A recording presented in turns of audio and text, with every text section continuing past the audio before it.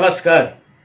ठाणे जिल्ह्यातलं कल्याण शहर हे महाराष्ट्रातल्या प्रत्येक विद्यार्थ्याला माहीत असतं, कारण शालेय जीवनामध्ये इतिहासाच्या पुस्तकामध्ये कल्याणच्या सुभेदाराची सून नावाचा एक धडा महाराष्ट्रातल्या प्रत्येक विद्यार्थ्यांनी अभ्यासलेला असतो.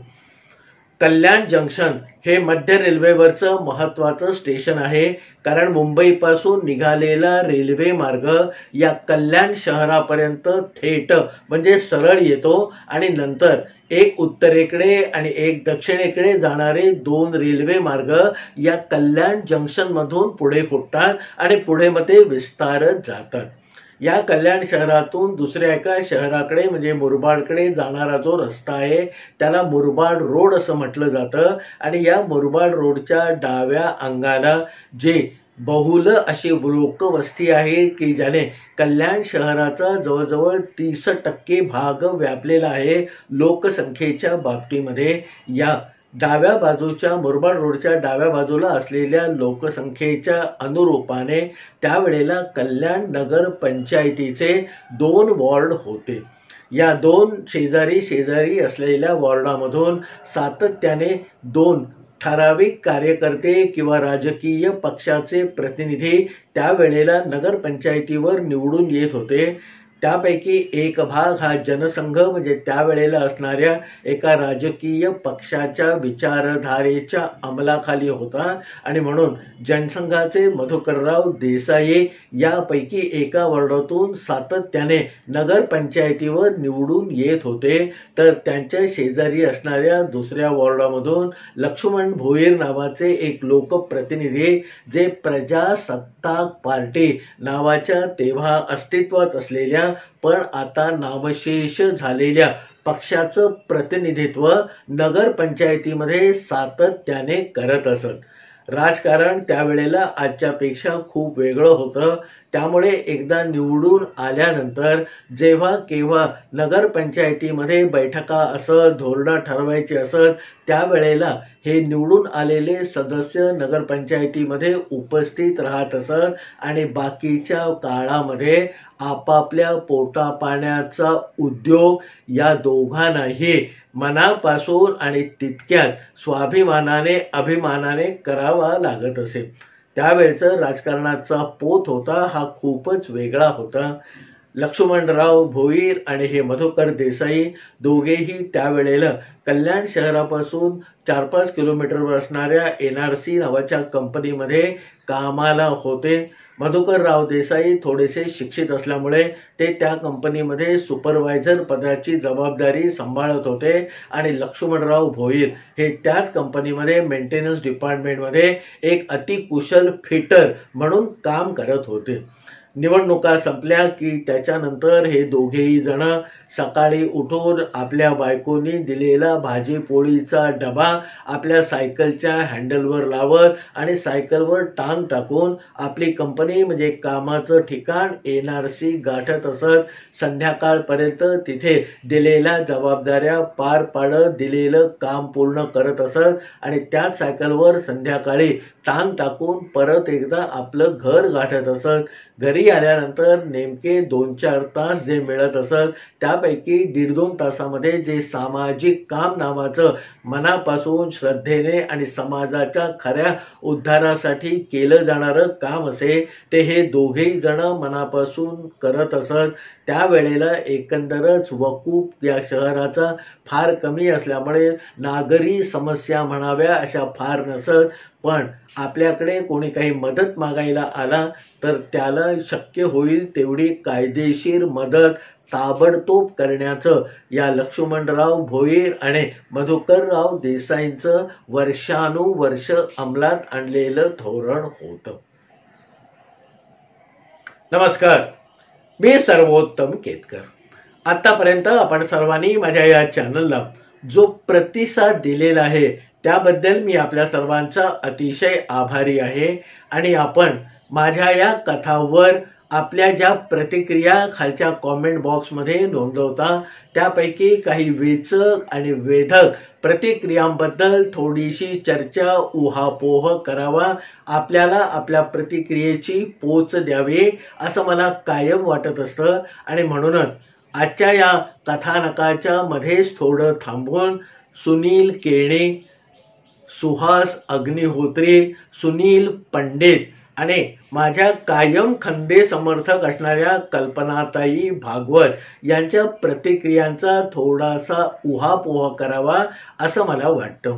आपल्या प्रतिक्रियेमध्ये सुहास अग्निहोत्री म्हणतात की मला वाटतं असे निर्णय घेणाऱ्या व्यक्ती समाजामध्ये फारच क्वचित आढळतात आणि म्हणून त्यांचं कौतुक करावं तेवढं थोडंच आहे. योग्य निर्णय, कारण ज्या माणसाला स्वाभिमानाने कमाई करायची आहे तो आजच्या युगामध्ये, आजच्या काळामध्ये सनदी नोकरीच्या नादी लागणार नाही.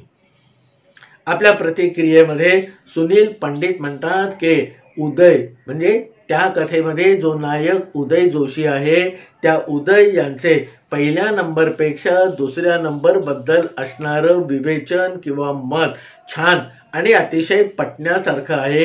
विद्या विनयेन शोभते हा त्यांच्या नम्रपणामध्ये दिसून येते. सुंदर कथन आपण केले त्याबद्दल धन्यवाद. आणि हे कथानक खरोखरच अकल्पित असं आहे.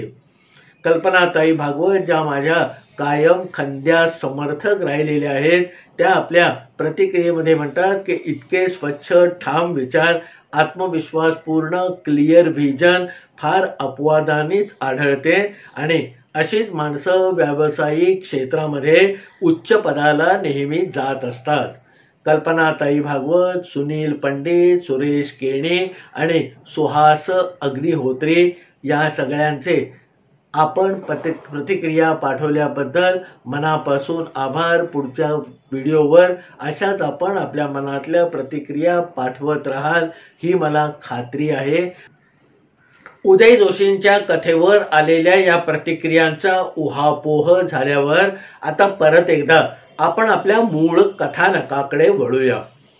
कल्याण शहरामध्ये असणाऱ्या नगरपंचायतीच्या 2 वॉर्डमध्ये असणारे 2 राजकीय कार्यकर्ते जे आपल्या गुणांनी, स्वभावाने आणि एकंदर मेहनतीने वर्षानुवर्ष नगरपंचायतीमध्ये आपापल्या पक्षातर्फे निवडून येत होते ते म्हणजे मधुकरराव देसाई आणि लक्ष्मणराव भोईर. 1961 साली या देशामध्ये जनगणना झाली आणि त्याच्यानंतर लोकसंख्येबद्दल जो अहवाल बाहेर आला त्यामुळे कल्याण शहराचं आणि जवळजवळ संपूर्ण महाराष्ट्राचं राजकारण आणि एकंदर समाजकारण काही अंशामध्ये ढवळून निघालं होतं. कल्याण शहरामध्ये त्यावेळेला या 1961 सालच्या जनगणनेचा प्रभाव म्हणून काही गोष्टी ठळकपणे दाखवता येतात. त्यापैकी एक गोष्ट म्हणजे मुरबाड रोडच्या डाव्या बाजूला पूर्वीच्या काळी हे नगरपंचायतीचे जे 2 वॉर्ड होते त्यामध्ये असलेली लोकसंख्या, त्याचं प्रमाण आणि एकंदर आमची नगरपंचायत ही ड क्लासमधून क क्लासमध्ये गेल्यामुळे तिथे मग लोकसंख्येचे जे निकष होते ते बदलले आणि या दोन्ही वॉर्डाचा पुढच्या निवडणुकीसाठी एकच वॉर्ड झाला. दोन्ही वॉर्ड एकत्र झालेले होते त्यामुळे मधुकरराव देसाई आणि लक्ष्मण भोईर हे उमेदवार म्हणून किंवा प्रतिस्पर्धी म्हणून एकमेकांच्या समोर उभे ठाकले. निवडणुकीचे अर्ज भरून झाले. मग प्रचाराचा धूमधडाका उडाला. प्रत्यक्ष मतदान झालं आणि 3ऱ्या किंवा 4थ्या दिवशी मला वाटतं शनिवारी या एकंदर निवडणुकीचा निकाल लागला आणि त्याच्यामध्ये लक्ष्मणराव भोईर चांगल्या मताधिक्याने निवडून आले. मधुकरराव देसाईचा तसा नाही म्हटला तरी पराभव, पक्का पराभव झाला. इकडे जे हरलेले उमेदवार मधुकरराव देसाई होते ते शांतपणे एक दिवस आपल्या घरामध्ये बसले. दुसऱ्या दिवशी रविवार म्हणजे सुट्टीचा दिवस होता आणि आपल्याला आश्चर्य वाटेल की 3ऱ्या दिवशी म्हणजे सोमवारी परत एकदा आपल्या बायकोनी तयार करून दिलेला भाजी पोळीचा डबा आपल्या सायकलच्या हँडलला लटकवून मधुकरराव देसाई आणि निवडून आलेले लक्ष्मणराव भोईर सायकलवर टांग टाकून आपापल्या कंपनीमध्ये कामासाठी हजर झाले. दिवसामागून दिवस जात होते. या मधुकरराव देसाईंना अतुल नावाचा मुलगा होता आणि पुढच्या 4-6 महिन्यामध्ये त्याने आपल्या वयाची 6 वर्ष पूर्ण केली आणि आता याला शाळेत घालायचं असा विचार मधुकरराव देसाईंच्या घरामध्ये सुरू झाला.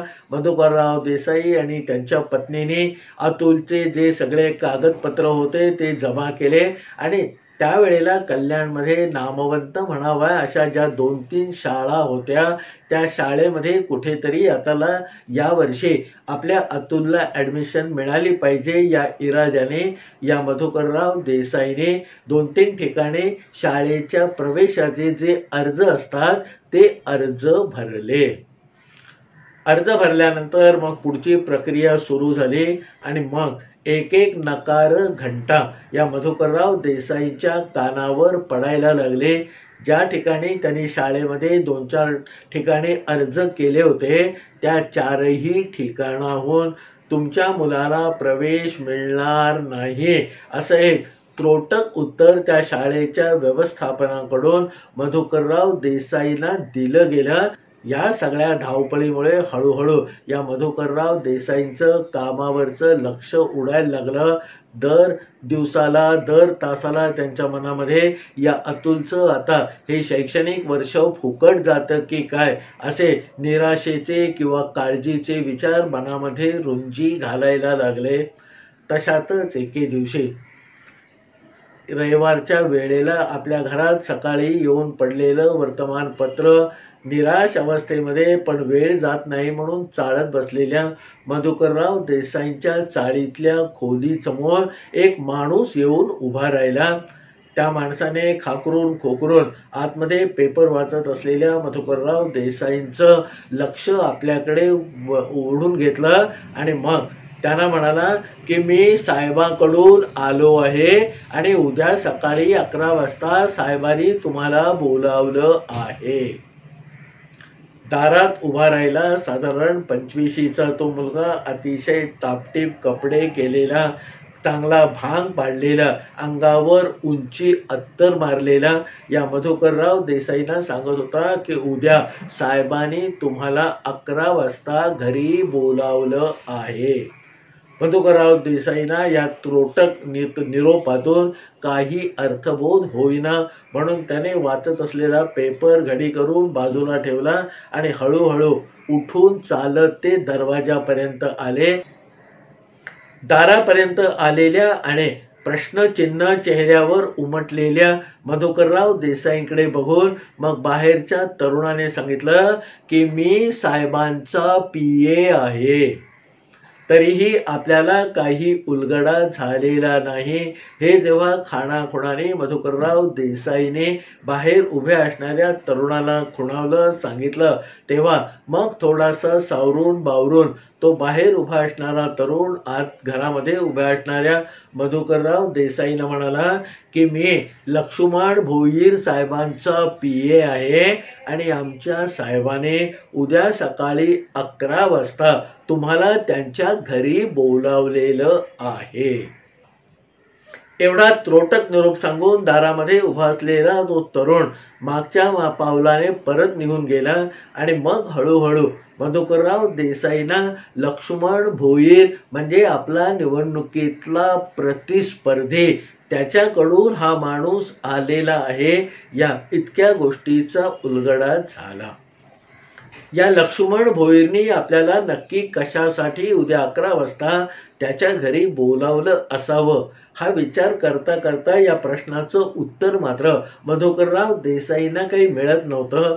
कारण गेल्या 2-2.5-3 महिन्यामध्ये ज्या एकंदर घडामोडी घडलेल्या होत्या त्याच्यामध्ये या लक्ष्मण भोईरने NRC कंपनीमध्ये असलेली आपली नोकरी सोडून दिलेली होती आणि मग स्वतःचा ठेकेदारीचा म्हणजे सरकारी कंत्राट घेण्याचा व्यवसाय त्यांनी सुरू केलेला होता।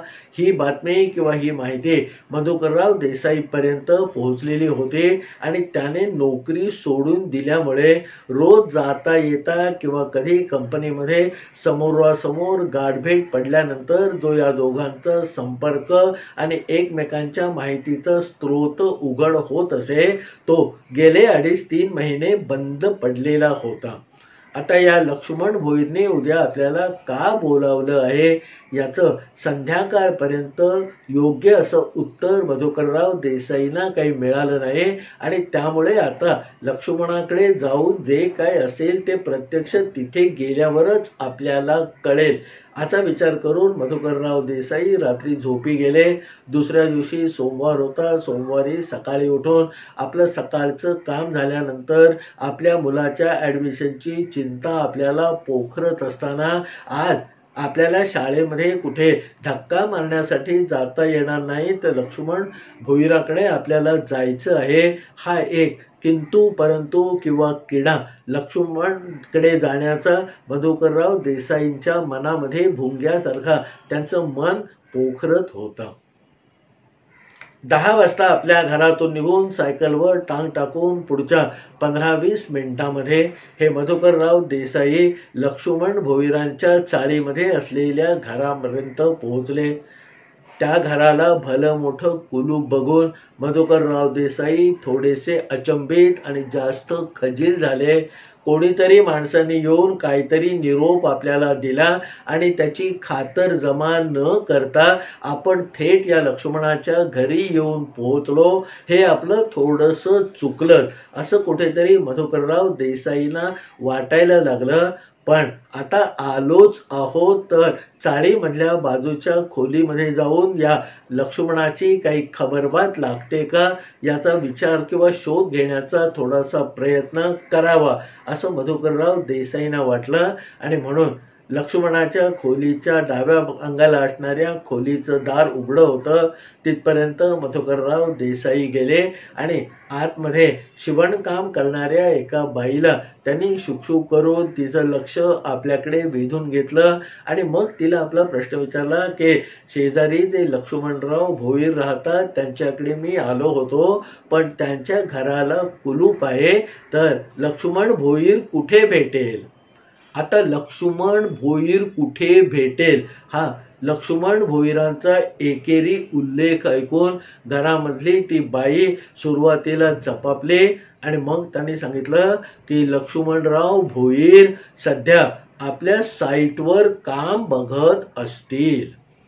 आपल्या साईटवर काम बघत असतील यातने हे या समोरच्या मधुकरराव देसाईंना काही उलगडा झालेला नाही हे लक्षात आल्यावर मग ती बाई घराच्या बाहेर 2 पावलं टाकून आली आणि मग उजवीकडे एका ठिकाणी लांबवर बोट दाखवत म्हणाले की बाबा तिथे तो रिकामा प्लॉट आहे, तिथे या लक्ष्मणरावांची साईट सुरू आहे आणि आता 10:30-11 वाजलेत म्हणजे ते तुम्हाला तिथे नक्की भेटतील। लक्ष्मणाचा लक्ष्मणराव भोईर साहेब झालेला आहे हे या सगळ्या संवादावरून मधुकर देसाईंच्या लक्षामध्ये आलं आणि तो आपल्या साईटवर काम बघतो आहे आणि अशा मोठेपणा लाभलेल्या लक्ष्मणराव भोईर साहेबांकडे आपल्याला आता जायचं आहे अशी काहीशी खजील करणारे पण निराशेने किंवा आजपर्यंत आलोच आहोत तर आता काय निरोप ठेवलेला आहे किंवा काय काम आहे त्याचा पाठपुरावा करून मगच घरी जावं अशा विचाराने लक्ष्मणरावांकडे जाण्यासाठी मधुकरराव देसाईंनी आपली पावलं उचलली आणि पुढच्या 2-5 मिनिटांमध्ये ते त्या साईटवर पोहोचले। एका भल्या मोठ्या प्लॉटवर एक चांगलं घर बांधायचं म्हणजे प्रशस्त बंगला बांधायचं काम सुरू होतं। तिथे कामगारांची लगबग सुरू होती, मशीनची धडधड सुरू होती आणि आपला लक्ष्मण भोईर कुठे दिसतो आहे का असं शोधक नजरेने 1-2 मिनिटं जेव्हा हे मधुकरराव देसाई त्या प्लॉटवर उभं राहून बघायला लागले तेव्हा समोरून येणाऱ्या एका माणसाने गलेगठ्ठ शरीराच्या व्यक्तीने आसामीने लांबूनच नमस्ते करून त्यांचं लक्ष आपल्याकडे वेधून घेतलं आणि त्या नमस्तेकडे बघितल्यावर त्यांना पटकन लक्षात आलं की हा लक्ष्मण भोईर या गेल्या 5-7 महिन्यामध्ये आमूलाग्र किंवा प्रचंड बदललेला आहे. शिडशिडीत अंगकाठीचा आपल्यासारखं सायकलवर टांग टाकून इद्वारे काम करण्यासाठी कंपनीत येणारा लक्ष्मण भोईर पूर्णपणे पुसला गेला होता आणि त्याची जागा अंदाजे 100 पौंडाच्या अंदाजे 100 किलोच्या आसपास वजन असणाऱ्या तितक्याच गलेगठ्ठ असणाऱ्या खादीचे कपडे आणि त्यावर जॅकेट घालून हातामध्ये मनगटी घड्याळ अंगामध्ये चांगले 2-4 दागिने मिरवत आपल्याला नमस्ते करणाऱ्या या लक्ष्मण भोईराकडे गेलं. मधुकरराव देसाईने प्रत्युत्तरासाठी नमस्कार केला आणि मग त्यांनी अगदी जुनी ओळख असल्यासारखी मिठी लक्ष्मणराव भोईरने आमच्या मधुकरराव देसाईंना मारले आणि म्हणाला की या मधुकरराव जरा बाजूला बसून बोलूया, इथे या कामाच्या झबडग्यामध्ये आपल्याला नीट बोलता येणार नाही. असं म्हणून हळूहळू एक पाऊल टाकीत लक्ष्मणराव भोईर पुढे पुढे चालायला लागले. मधुकरराव देसाई मनामध्ये असंख्य प्रश्न तसेच घेऊन या लक्ष्मण भोईरांच्या मागे चालायला लागले. त्याच आवारामध्ये आंब्याचं एक मोठं झाड होतं, त्याची सावली खाली पडलेली होती आणि त्या सावलीमध्ये एक टिपॉय आणि आजूबाजूला 2-4 खुर्च्या प्लॅस्टिकच्या टाकलेल्या होत्या. त्या खुर्च्यावर आधी हे लक्ष्मणराव भोईर स्थानापन्न झाले. त्यांनी हाताने झटकून आपल्या शेजारची खुर्ची साफ केली आणि मधुकरराव देसाईंना सन्मानाने मानाने या साहेब असं आविर्भावाने दाखवत बसायची खूण केली. मधुकरराव देसाई आणि या लक्ष्मण भोईरांचं सुरुवातीचं 2-5 मिनिटाचं जे बोलणं झालं त्याच्यामध्ये महत्वाची अशी थोडीशी बातमी किंवा माहिती या मधुकरराव देसाईंपर्यंत पोहोचली की हे जे आलिशान बंगल्याचं काम सुरू आहे ते लक्ष्मण भोईरने कोणाचा तरी बंगला बांधायचं कंत्राट घेतलेलं नसून हा लक्ष्मण भोईर स्वतःसाठी आलिशान महालासारखा दिसणारा हा महाल किंवा बंगला आपल्यासाठी बांधून घेतो आहे. गेल्या 5-7 महिन्यामध्ये आमूलाग्र झालेलं परिवर्तन या मधुकरराव देसाईंना अचंबित करत होतं आणि या अचंबित होण्याचा एकंदर भाव चेहऱ्यावर बाळगून जेव्हा ते आज मला कशाला बोलावलं आहे अशा प्रश्नार्थक मुद्रेने या लक्ष्मणराव भोईरांकडे बघायला लागले तेव्हा लक्ष्मण पटकन म्हणाले की काय हो मधुकरराव, गेले 15-20 दिवस तुम्ही फारच गडबडीत आहात असं कालच मला कळलं. आता आपण कुठच्या गडबडीत होतो आणि नेमकं या लक्ष्मण भोईरला काय कळलेलं आहे याचा खुलासा किंवा याचा एकंदर ठोक ताळा या मधुकरराव देसाईंना काही लागेना. पण आपण कुठच्या गडबडीत होतो ते स्वतःच सांगून टाकावं असा विचार कुठेतरी या मधुकरराव देसाईंच्या मनामध्ये आला आणि त्याने या लक्ष्मणरावांना सांगितलं की हो साहेब, माझ्या मुलाला अतुलला आता शाळेमध्ये कुठेतरी ॲडमिशन हवी आहे, पण गेले 15 दिवस मी अक्षरशः फेऱ्या मारतोय, घाम गाळतोय, पण त्याच्या ॲडमिशनचं काम काही कुठे मार्गी लागत नाहीये आणि याच काळजीमध्ये विवंचनेमध्ये आणि कामामध्ये गेला 15 मी आहे. लक्ष्मणरावांनी हे सगळं शांतपणे ऐकलं आणि मग ते म्हणाले की माझ्या भास्कर पीएने कालच सकाळी ही बातमी मला सांगितली आणि मी लगोलग त्या पीएला तुमच्या घरी पाठवलं होतं आणि बरं झालं त्याने जो निरोप दिला त्याला मान देऊन तुम्ही इथे आज पोहोचलात, ते बरं झालं. आपण काळजीमध्ये आहोत. गेले 15-20 दिवस अतिशय प्रयत्न करत आहोत. ते कालच या माणसाला कळलं, त्याने PA पाठवून आपल्याला बोलावून घेतलं. याच्यामध्ये खरं बरं काय झालं हा प्रश्न त्या मधुकर देसाईंच्या मनामध्ये रुंजी घालत असताना लक्ष्मण भोईराने आपल्या नेहमीच्या पद्धतीने चुकचुक करून लांब असलेल्या एका माणसाला आपल्याकडे बोलवलं. तो माणूस आला, त्याच्या कानाशी लागून मग काहीतरी लक्ष्मणराव भोईर बोलले आणि मग घोड्यासारख्या उड्या मारत पुढच्या 2-4 मिनिटांमध्ये तो माणूस त्या कंपाऊंडच्या बाहेर पडला.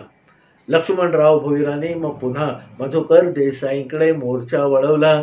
वहिनी कशा आहेत, गावच्या शेतीचं काय चाललंय, आई वडिलांची तब्येत कशी आहे, या सगळ्या सविस्तर चौकशा केल्या. आणि मधून मधून लक्ष्मणराव भोईर सांगत होते की गेल्या कित्येक महिन्यामध्ये कितीतरी वेळा मला वाटलं की बाबा तुमच्या घरी येऊन तुमची भेट घ्यावी, पण हे ठेकेदारीचं काम, बाकीच्या जबाबदाऱ्या, नगरपंचायतीतल्या भानगडी, याच्यामध्ये मधुकरराव मी सांगतो खरोखरच मला 5-6 महिन्यामध्ये वेळ मिळाला नाही.